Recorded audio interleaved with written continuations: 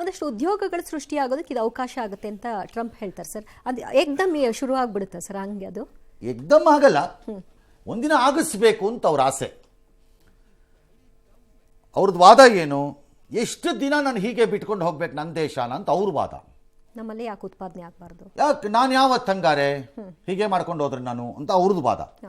ಏನ್ಯಾವ ಇದರಿಂದ ಆಗಬಹುದಾದ್ದೇನು, ಭಾರತ ಅಥವಾ ಬೇರೆ ಇದು ಪರಿಣಾಮ ಏನು ಅಂತ ನೀವು ಕೇಳಿದ್ದಕ್ಕೆ ಹೇಳ್ಬಿಡ್ತೀನಿ. ಭಾರತ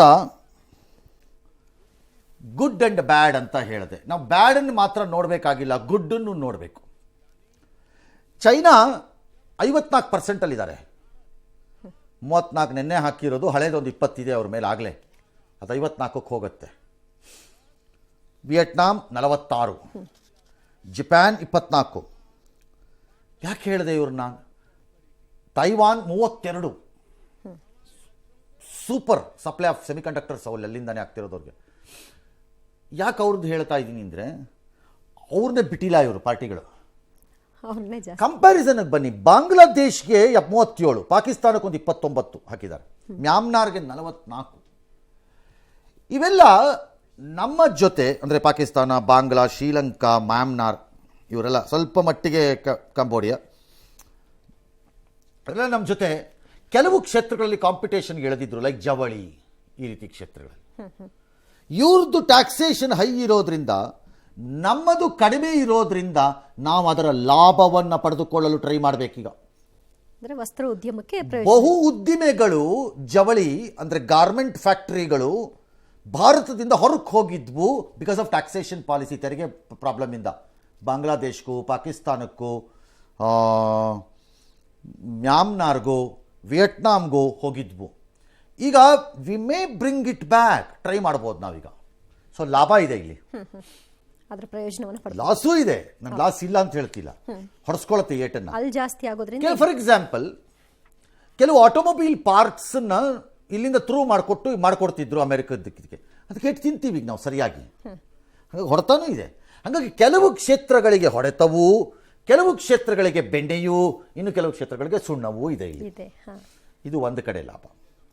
ಇನ್ನು ಹೇಗೆ ನೋಡ್ಬೇಕು ನೀವು ಇದನ್ನು ಅಂತಂದರೆ, ಭಾರತಕ್ಕೆ ಇದರ ಹೊಡೆದಿದ್ದನ್ನು ನಾವು ಸಹಿಸ್ಕೋಬಹುದು. ರಫಾಗಿ ಟ್ರೈ ಮಾಡ್ಕೊಂಡು ಸ್ವಲ್ಪ ಕಷ್ಟಪಟ್ಟು ಸಹಿಸ್ಕೋಬೇಕು ನಾವು. ಕೆಲವು ದೇಶಗಳಿಗೆ ಇದನ್ನು ಸಹಿಸ್ಕೊಳ್ಳೋಕ್ಕೆ ಆಗಲ್ಲ, ಸಹಿಸ್ಕೊಳ್ಳೋಕ್ಕೆ ಆಗ್ತಿಲ್ಲ ಕೆಲವು ದೇಶಗಳಿಗೆ. ಅದನ್ನು ಅವ್ರೇನು ಮಾಡ್ತಾರೋ ಗೊತ್ತಿಲ್ಲ. ಒಂದು ವೇಳೆ ಅದು ಹೆಚ್ಚು ಕಡಿಮೆ ಆಗಿ ಹೋಗ್ಬಿಟ್ರೆ, ಈಗಿರುವ ಲೆಕ್ಕಾಚಾರದಲ್ಲಿ ಅಮೆರಿಕ ಆಂತರಿಕವಾಗಿ ರಿಸೆಷನ್ಗೂ, ಪ್ರಪಂಚವೇ ರಿಸೆಷನ್ಗೂ ಹೋಗಬಹುದು. ಚೈನಾದ ಅಭಿವೃದ್ಧಿ ವೇಗದ ಗತಿ ಬೀಳುತ್ತೆ ಬೈ 1% ಪಾಯಿಂಟಲ್ಲಿ ಅಂತ ಹೇಳ್ತಿದ್ದಾರೆ. ಹಾಗಾಗಿ ಏನು ಬೇಕಾದ್ರೂ ಆಗ್ಬೋದು, ಗೊತ್ತಿಲ್ಲ ನನಗೆ. ಇದು ಮುಂದುವರೆದರೆ ಯಾವ ರೀತಿ ಮುಂದುವರಿಯುತ್ತೋ ಹಾಗೆ. ಓಕೆ, ಹಾಗಾದ್ರೆ ಅಮೆರಿಕಕ್ಕೆ ಏನಾಗುತ್ತೆ? ಅಮೆರಿಕ ನಿರೀಕ್ಷೆ ಮಾಡ್ತಿರೋದು ಏನು? ನನಗೆ ಈಗ ತಕ್ಷಣಕ್ಕೆ ಮುಂದಿನ 10 ವರ್ಷದಲ್ಲಿ $8 ಟ್ರಿಲಿಯನ್ ಅಷ್ಟು ದುಡ್ಡು ಬಂದುಬಿಡುತ್ತೆ, ನಾನು ಶ್ರೀಮಂತ ಆಗ್ತೀನಿ, ನನ್ನ ಹತ್ರ ಜಾಬ್ ಆಗತ್ತೆ, ಡ್ಯಾಶು. ಹಾಗಾಗ್ಲಿಕ್ಕಿಲ್ಲ. ಸಡನ್ಲಿ ಜಾಬ್ಗಳನ್ನು ಕಳ್ಕೊಳ್ಳುತ್ತೆ ಅಮೆರಿಕ. ಈಗ ಎ ಸ್ಟೇಟ್ ಲೈಕ್ ವಿಸ್ಕಾನ್ಸಿನಲ್ಲೋ ಮಿಶಿಗನ್ನಲ್ಲೋ ಇವತ್ತು ನಿನ್ನೆ ರಾತ್ರಿನೇ ಒಂದು 900 ಜನದ್ದು ಒಂದು ಆಟೋಮೋಟಿವ್ ಪ್ಲ್ಯಾಂಟ್, ಅಂದರೆ ಕಾರುಗಳು ಅಥವಾ ವಾಹನಗಳ ಉತ್ಪಾದನಾ ಫ್ಯಾಕ್ಟ್ರಿನಲ್ಲಿ ಜಾಬನ್ನ ತೆಗೆದಾಕಿದ್ದಾರೆ ನಿನ್ನೆ ರಾತ್ರಿ. ಆಗಲ್ಲ ನಮ್ಮ ಕೈಲಿ ಇದು ಮಾಡೋಕ್ಕೆ, ಸ್ಟಾಲ್ ಮಾಡೋಣ ಇರಿ, ಕೆನಡಾಲ್ ನಮ್ಮದು ಉತ್ಪಾದನಾ ಘಟನೆ ಇದೆ, ಅದನ್ನು ಸ್ಥಗಿತಗೊಳಿಸೋಣ ಅಂದ್ಬಿಟ್ಟು ಸ್ಥಗಿತಗೊಳಿಸಿದ್ದಾರೆ. ಹಾಗಾಗಿ ಜಾಬ್ಗಳು ಹೋಗಬಹುದು. ಟ್ರಂಪ್ ಲೆಕ್ಕಾಚಾರ ದೀರ್ಘಕಾಲದಲ್ಲಿ ಈ ತೆರಿಗೆ ಹೊಡೆತ ತಡ್ಕೊಳ್ಳೋಕ್ಕಾಗದೆ ಆ ದೇಶದಲ್ಲಿರೋರು ನನ್ನ ದೇಶಕ್ಕೆ ಬಂದು ಉತ್ಪಾದನೆ ಮಾಡುತ್ತಾರೆ ಅಂತ ಅವ್ರದ್ದು ಆಲೋಚನೆ.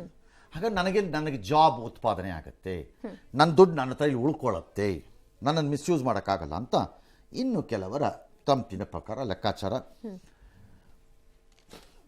ವಿಶ್ವದ ಮಹಾಯುದ್ಧ ವರ್ಲ್ಡ್ ವಾರ್ 2 ಆದಮೇಲೆ